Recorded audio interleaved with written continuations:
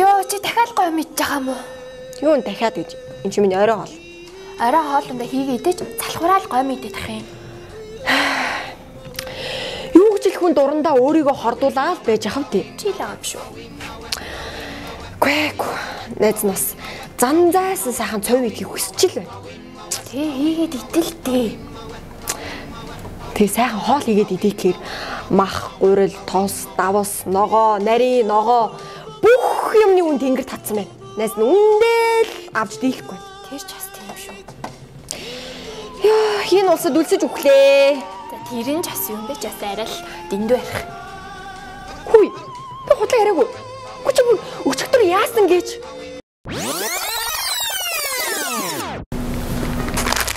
За эдрэг уншуулч.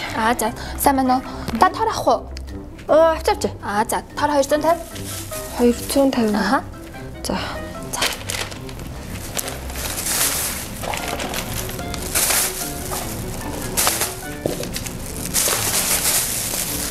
Таны тооцоо 132 мянга л чи. 132 мянга. Энэ үү? Энэ үү? Тий.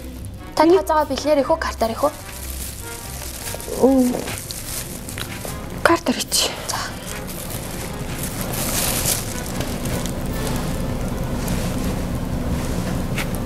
Үлдээтэл хөлцөхгүй нэг нэ.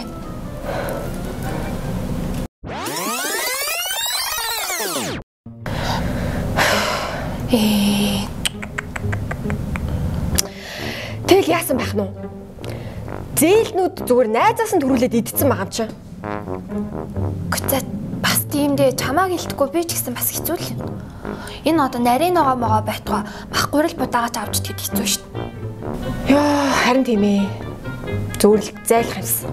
Хаашаа? Хаашаа чамаагүй. Монголоос л зайлж ивэл хаашаа чамаагүй. Бас яг ингэж ярьж болохгүй. Яагаад? Хичнээн хэцүү байлаа ч гэсэн бид нар ингээл залуучууд нь явъя ингээ тэгээ зайлъя гэл. Бид нар яхаа явчих болно л доо. Тэгэл ялгаагүй энэ Монгол улсад чинь бидний үр хөхөд те ээж аав эмээ өвөө хамаатан саатан хайртай хүмүүс байна бүгд л үлдэн шүү дээ. Тэгэл бид нар чинь ялгаагүй энэ асуудалтайгаа үлдэнэ. Тийм болохоор энэ асуудлыг чинь залуучууд бид нар л зас залруулна. Тэрнээс бол бүгд л ингээл явъя гэдвэл бүгд л хаашаа чамаагүй яваад өгнө шүү дээ. Тэгэл энэ ус орон чинь бүр амар хэцүү. Бүр л амар хэцүү бол.